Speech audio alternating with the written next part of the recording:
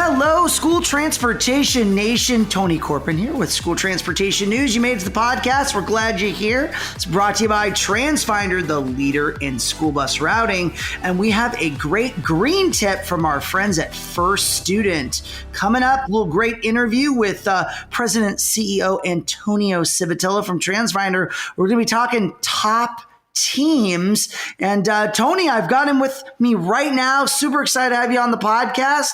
What's happening over there at Transfinder lately? Hello, Tony, and happy October. Can you believe it? Summer flew right by. We're already in the fall. How's it going over here at Transfinder? It's going great.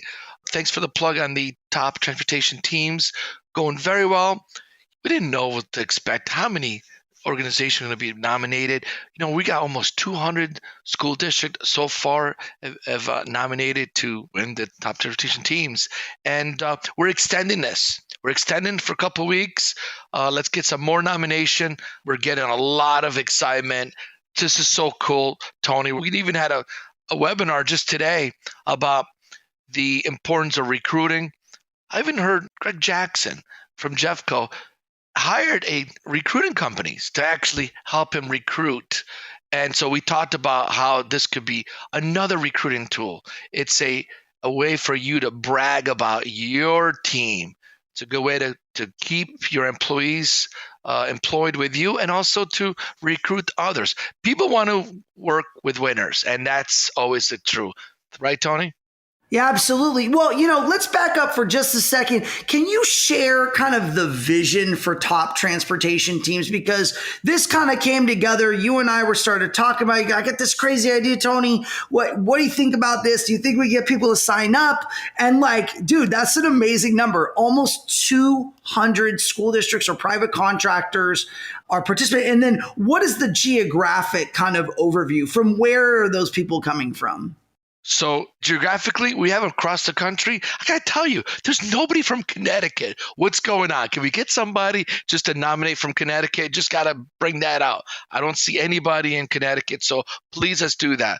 So Tony, let's go back. At the beginning of the year, it really came out from this year, Transfinder won 3 best places to work. 3 of them. We won the New York State best places to work. We won the Capital Region of New York State, best place to work. And also it's a business journal, best place to work. That's a hat trick. Is that what it's called, right? It's 3. Trifecta? You guys like the trifecta, yeah. Trifecta is a good one. Thank you. Remind me. So it came to me, why did I participate on these best places to work? Let me tell you. And we did this many years ago, and we didn't always win, but I got the result, and those results really were beneficial to Transfinder. We really got to see why people feel that it's a best place to work, and then also why it's not a best place to work. So I remember just many years ago, got all the managers together like, hey, we didn't win, and it's okay, but what do we need to do to win this next time? So we start breaking it down, and certain things were very low-hanging fruit. Tony, what does that mean? Things you could implement next 30 to 60 days. And we started doing that. Hey, we didn't win the next year either, but we started to realize we got to take care of our employees, because if we don't, someone else will. And those are really came out with.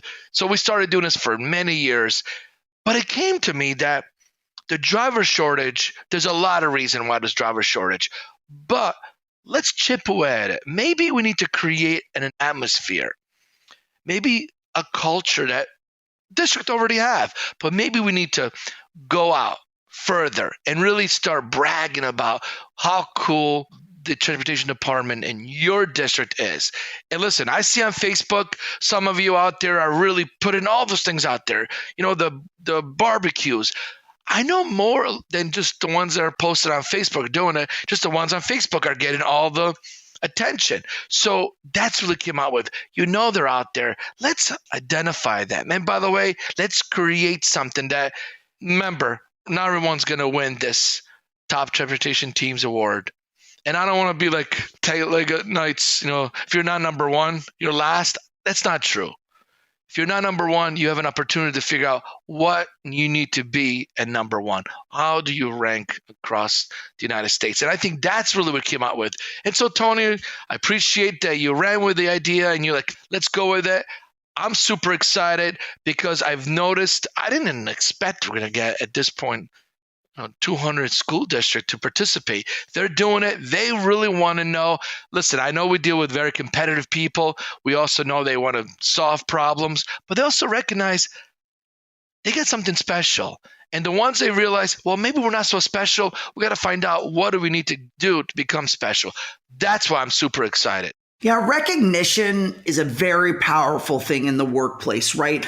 And I think holistically, when you think about it, you look almost at recognition on a granular level as an employee, but as an employer, when you can bring light to how great your team is as a whole, it makes everyone feel good. So I love this idea because it's an opportunity to lift up our industry, lift up our teams, really give the management an opportunity to empower their employees, their team members, drivers, mechanics, ops people, routers, special needs folks. I mean, there's so many unsung heroes in the school bus industry. Like, let's raise up all those folks and give them a voice and let them share why they love working at the district or company they work for. And it really is going to maybe provide you as an employer some insights into areas that you can either improve on or things that you can amplify to maybe draw or attract other top talent in the industry. And that is why I love this idea. I love top transportation teams simply because it gives you, the transportation department, the power to really take control and do something that really has never been done. Like, I know you and I talked about this. Like, you look at a magazine when you're on an airplane, it's got like top doctors, top hospitals, there's all this top. Okay, well, when you look, yeah, you want to go to the best surgeon. You want to go to the best dentist. You don't want to go to the guy that's 100. You want to go to the guy that's number one, right? So I think this is a way for us to highlight some really great school transportation professionals and lift up the industry. So I'm really pumped about this idea, Tony. It's just so great. You want to share, where can people go if they haven't had a chance to take part or nominate their district or company? What's the next step? Well, I'm sure you're getting a lot of emails from us, from STN, of course, but toptransportationteams.com is really the website dedicated for this award. And it really spells out the benefit, what do you need to do to all the steps in there. And we have extended the nomination. Nomination was going to be expired on the 30th of September.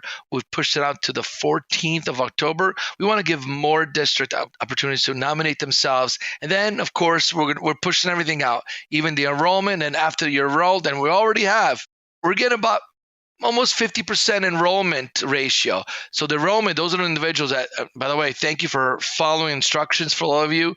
What that means is you're enrolling that those individuals that are now choose to enroll, they have to upload an Excel spreadsheet of all the employees' emails. Because then the next phase, we're going to send a survey to those individuals. And by the way, don't forget yourselves, all the managers, the routers, everybody, not just the drivers, everybody in the transportation department. As many as you have, paste them inside an Excel spreadsheet. We provide you a template, but it doesn't matter. Just send us, attach that spreadsheet in one of the forms, and that's part of the next phase once you nominate. So we have a good amount. So pumped, Tony. I want to push this out, and I know we've talked about when are we going to announce it. Obviously, at this point, it looks like it's going to be probably the beginning of 2023. So let's just give schools more opportunity to nominate themselves, especially all this benefit they're going to get. Listen, not everyone's going to win, and it's okay, but you're going to get information. And we're all going to learn so much from each other. Excellent. Hey, special props to Transfinder for bringing us this great idea of top transportation teams and bringing it full circle. I know it's going to be a big lift to get everybody to fill out the next phase of this survey. So guys, we need your full participation. Get engaged, get involved. Toptransportationteams.com. Register today, especially you guys out there in Connecticut. Tony called you out. The gauntlet has been thrown down. Make it happen. All right, nation. Going to be talking to Mr. Ryan Gray about some top headlines coming up. All right, Mr. Ryan Gray, welcome to the podcast, buddy. Excited to talk to you about today's headlines. Absolutely. It's always good to be here. And, here we are. We are in October. So that means our magazine is now out. Head over to stnonline.com/digital-editions, and you'll find October 2022 there waiting for you. Excellent. I know we have our Rising Stars as our kind of cover story. And last week we released all the nominees. I believe there were more than 40 nominees that were brought to us that were Rising Stars. So excited to kind of feature up and coming leaders. So lots to take in. And you had identified our top 10. You want to kind of break down who's on our cover, Ryan? Who is our choice for the cover this month? Yeah, that is Gilbert Bluefeather Rosas. He is the director of sustainability for Modesto City Schools in California. Some of you who have gone to STN Expo, at least last December when we did kind of the reboot for COVID, saw him speaking as well as this past summer. So, he has really become a rising star in the electric landscape. He's not a student transporter by trade, although at his last stop, Stockton Unified, where he also set up an electrification, he was the interim transportation director there for a couple months as they were transitioning. And he kind of got his feet wet, he was telling us. And he was like, wow, it really gave him a brand new perspective and appreciation for the job that student transporters do every day. But Gil, a little bit of a non-traditional selection. Obviously, a lot of times we have folks that are in transportation, that have been working in transportation, came up as school bus drivers, or transportation directors, maybe new or have been doing some facet of the job for a long time, but have never really gotten their due. And Gil represents a new breed in transportation. So many school districts, Tony, we've talked about this over and over again, that they now have these directors and managers of sustainability and green, and they're responsible for, implementing these green bus projects. And a lot of them, of course, are electric, but they're looking at the buildings and just kind of the overall district footprint for emissions and, going green. So it was great to have Gil featured along with our 9 other finalists. Definitely go over and check out some history that he's made with some, just unheard of response time and turnover from launching an electric school bus program to actually implementing it, having the charging infrastructure all ready to go. So again, really, really captivating article written by Taylor Hannon, Ekbatani. Yeah, awesome. Yeah, I know. I noticed on the cover too, Gil has his blue feather, obviously Native American. And I thought, I think this might be one of the first Native American school transportation professionals we may have featured on the cover. I know we talk about the subject, we have it at the shows, but I thought, man, this is great to have such a good representation of diversity in school transportation. And Gil epitomizes that. So really an exemplary choice, Ryan. So good pick. He's a big mover and shaker, and I think that we're just starting to scratch the surface with what Gil's going to be doing for and within the industry. I think we're going to see him as a name that everyone should, especially when you're working with electric school buses, that you really need to get to know. And, one of those reasons we also found out last week, one of the big headlines, Tony, was EPA finally got back to everyone to let everyone know what was going on with the Clean School Bus program. So they announced nearly $1 billion in additional funding that's going to be available. They're basically tacking it on to the rebate. Those applications closed at the end of August. A lot of folks were wondering, you might remember back earlier this spring, they announced, hey, we're instead of the total $1 billion, because of, again, the Clean School Bus program has $1 billion over 5 years to spend on low and zero emission school buses. They were, from what I had heard from some sources, they were a little reticent to unveil all the money at once, whether that be because maybe they were worried about the subscription, how many people would actually apply. So I think also they were looking at maybe having another type of program later in the year. Well, the response was so overwhelming, Tony. that they had, way more applicants, and a lot of the ones that met those two priority requirements to, get that money because they serve disadvantaged areas or their tribal nations. So the Biden-Harris administration announced last week that there's another $965 million that they're going to be awarding. So they were already supposed to be announcing and selecting and notifying winners this month. That seems to still be the case based upon what EPA said last week. But again, it's just going to be another group of winners that they'll be have their names called. Well, it's got to be exciting, though. If you applied and to see, people were kind of like, how's it really going to work? But, the fact that they identified so much demand is got to be great for the industry because, we've seen a lot of the states come out, like I said, with proclamations that they want to be all electric by 2035, 2040. And, when you really peel back the manufacturing numbers, they got to get orders in the queue now.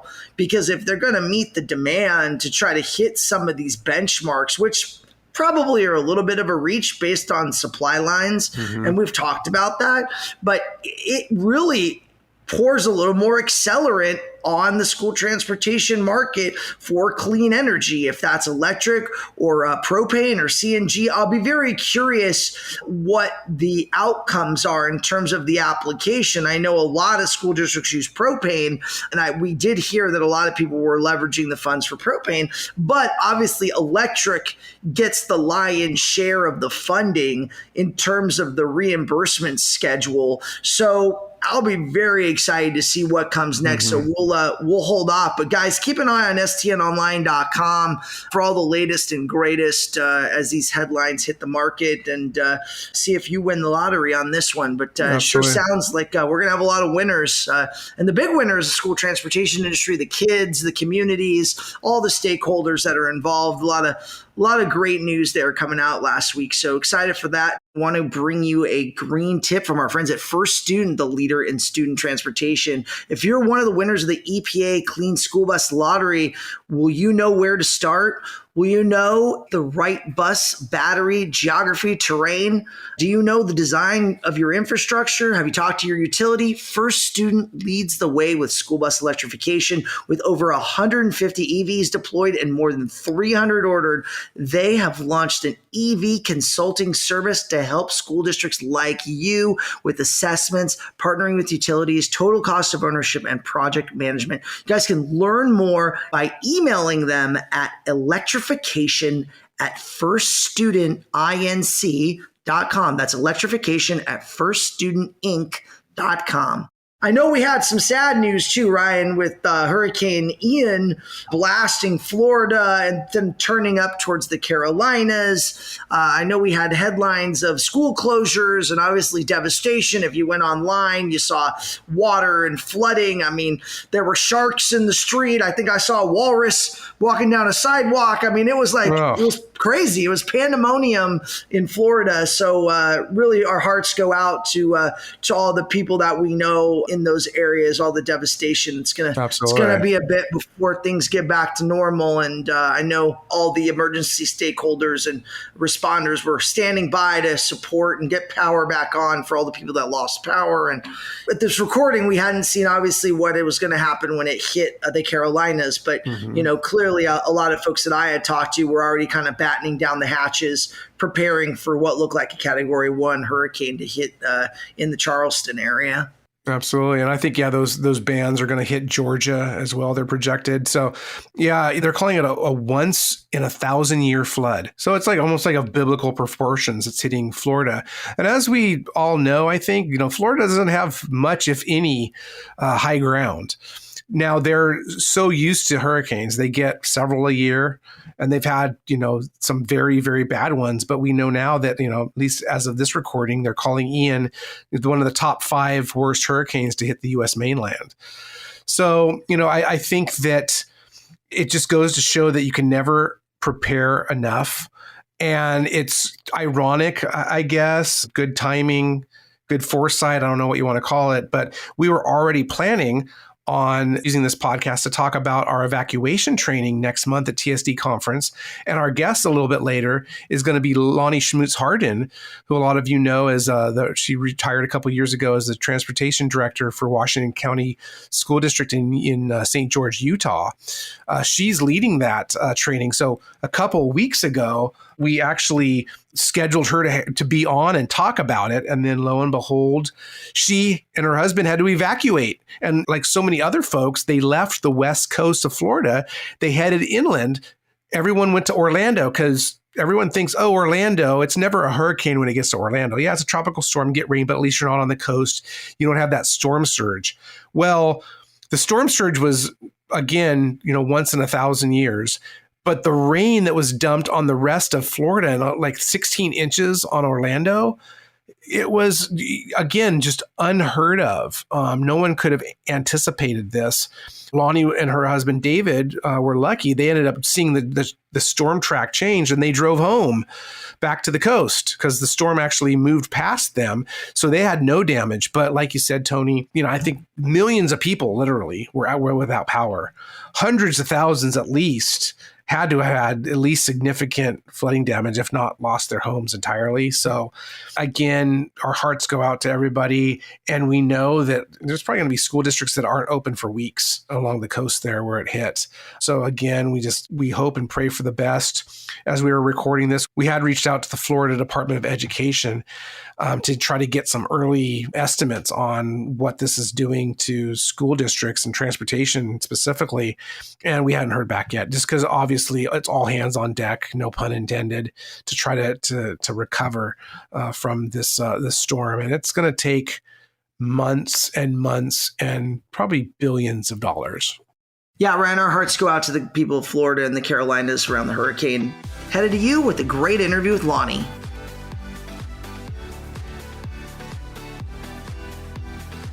Want to welcome now our good friend, my dear friend, Launi Schmutz-Harden to the stage. Launi, how you doing? You guys weathered literally a storm last week of 1,000-year proportions. Ian, how did you guys do? Biggest storm ever, and we fared very well, but our friends in Florida, some of them didn't fare so well, but we're lucky.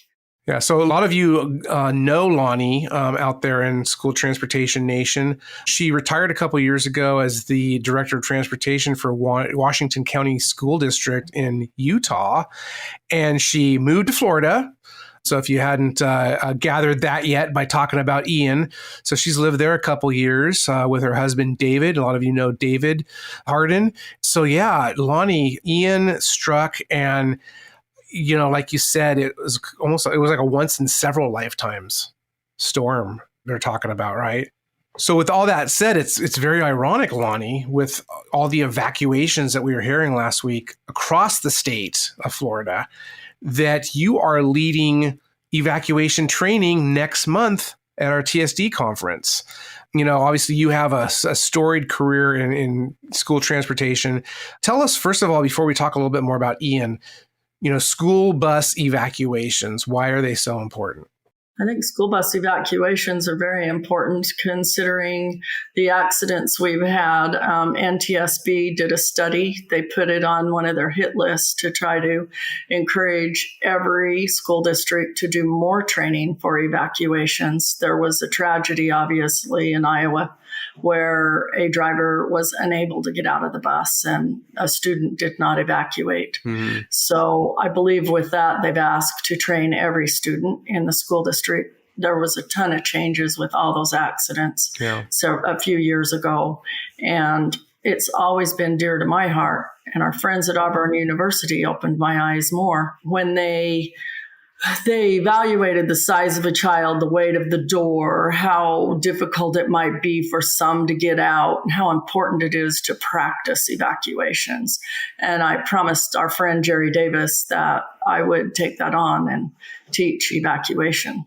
So I'm excited about that. Yeah, and we were planning this for a couple of years, and we were supposed to do it in March of 2020, and then COVID hit, and we were going to do it that fall when we were going to push it back, and then it got delayed, and we went virtual, and here we are, 2022. We're finally able to do it. You were mentioning crashes, and there's also so many high-profile security issues these days that affect schools. Guns on school buses. We saw a report just last week in Ohio. A student had a gun because she was getting sick of being bullied. So she had a gun, and luckily a student told their bus driver. That obviously is when, historically when people talk about school bus evacuations, that's what they first think about, those crashes or, increasingly violence on the school bus. But increasingly, as we get back to Ian, weather is playing a huge role. A lot of times with Ian, at least you have a couple days preparation. I think all the schools had basically closed, right? So there were no school buses taking kids home.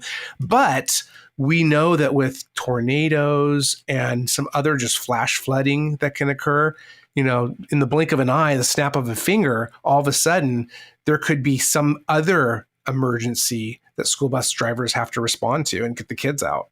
Well, let's just go back to my 33 years of experience in Utah at the Washington County School District.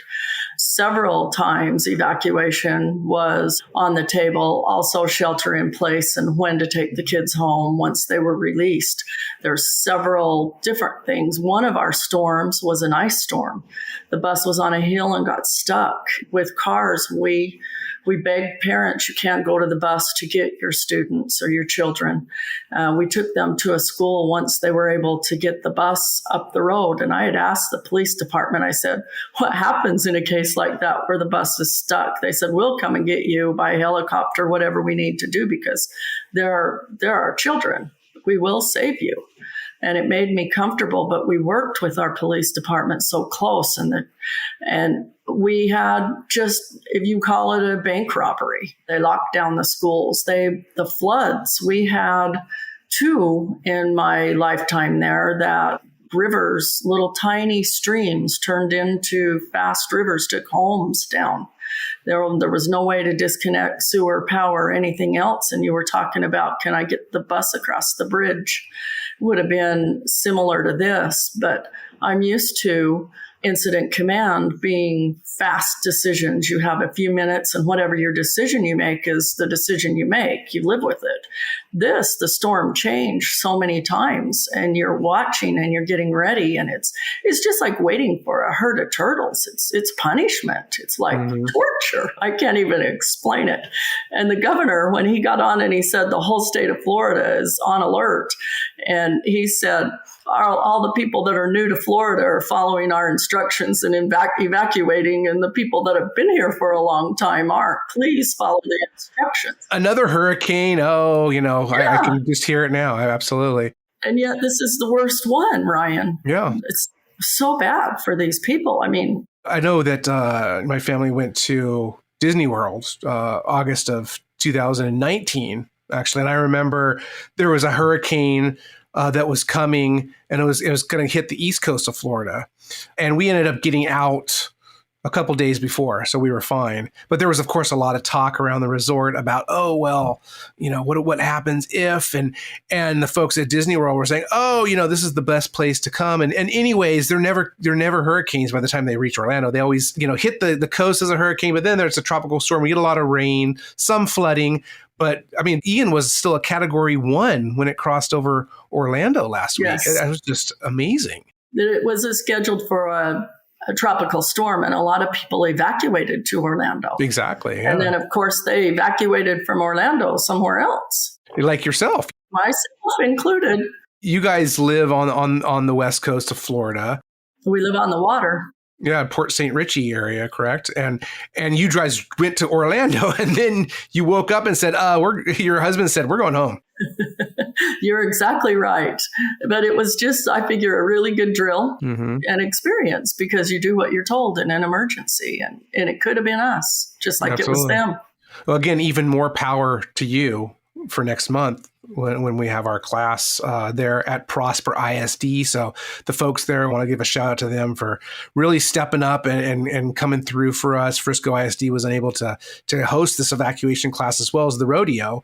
So their next door neighbor, Prosper ISD, is lending one of their facilities. So they've been great. So again, thanks to everyone out there in Prosper, which Incidentally, the facility's in Frisco, so that's, a whole nother funny thing. But, back to the evacuations, obviously it's going to be top of mind to so many people. So I think that's what makes this training even more important and engaging for everybody. Can you give everyone an indication of what those attendees can expect to see with the class? Well, first off, I picked a great team. You did. So we have Denny, who's cut several buses apart, worked with fire department, emergency people, worked for years in that area. So that's Denny Coughlin. So a lot of you know, retired many years ago as the fleet manager for Minneapolis Public Schools, and now as a consultant, and does a lot of safety consulting and working with fire departments and police departments and consulting with school districts. So he's going to be smoking a bus. Yes. Correct? Well, the fire school's coming. They're going to bring fire extinguishers. There's going to be smoke in a bus. You're going to have hands-on experience going through that.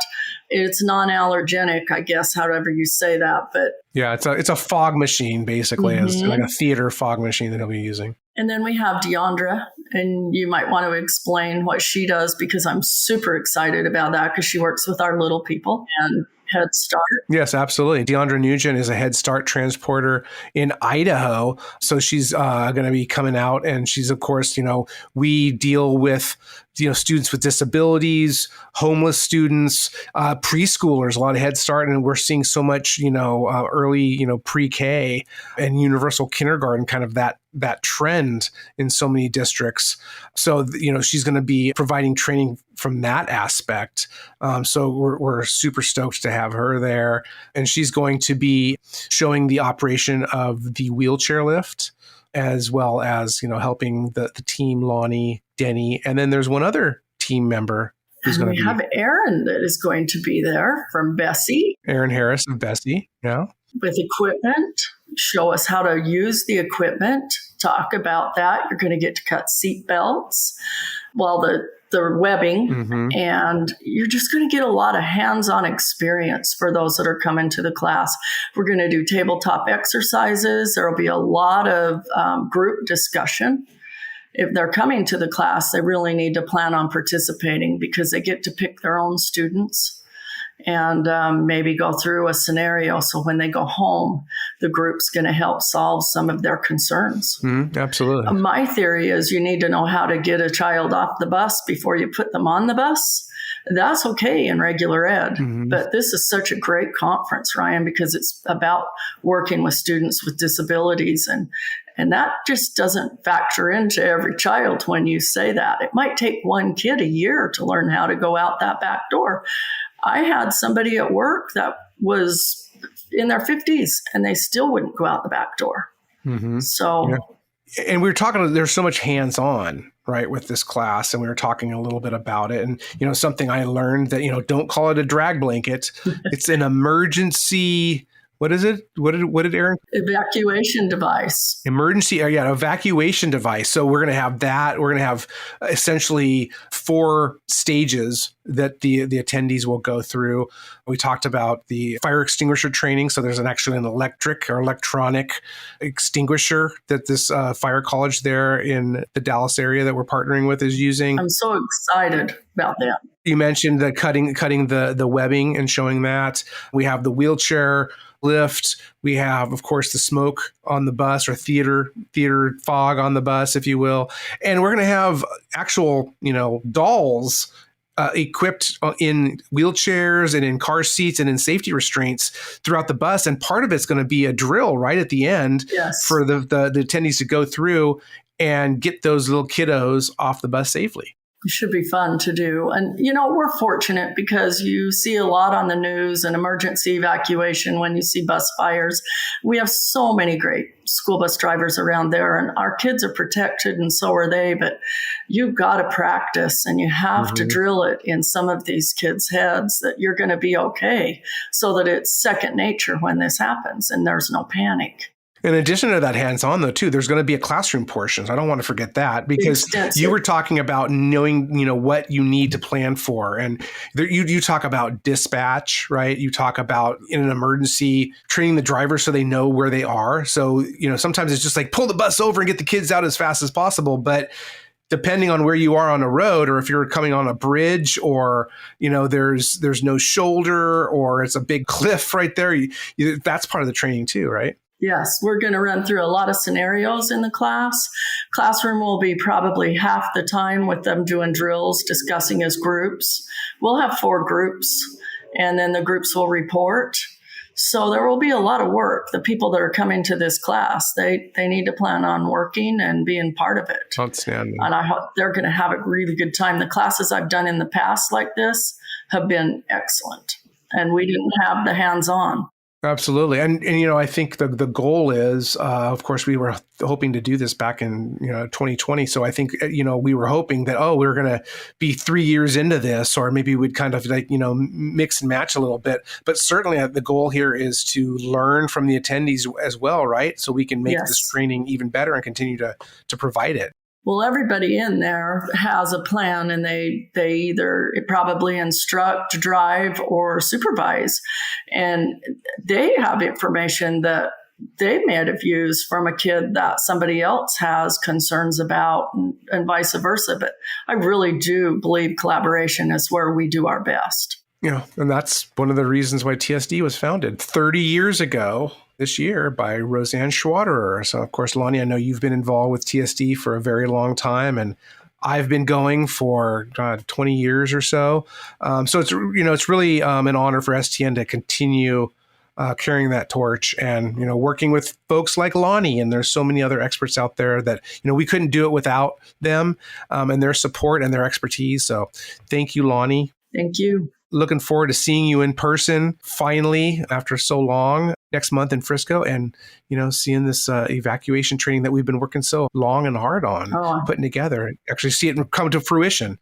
I'm so excited that it's going to happen. My hat's off to Roseanne. Happy 30th. And I will see you soon, Ryan. Thank you. And thank you. I'll see everybody there, I hope. Yes. Get your tickets and come see us. Exactly. Let's keep our fingers crossed that there's no more other huge storms. And, with that, we want to again, extend our condolences, our sympathies, our prayers to everyone out there in Florida.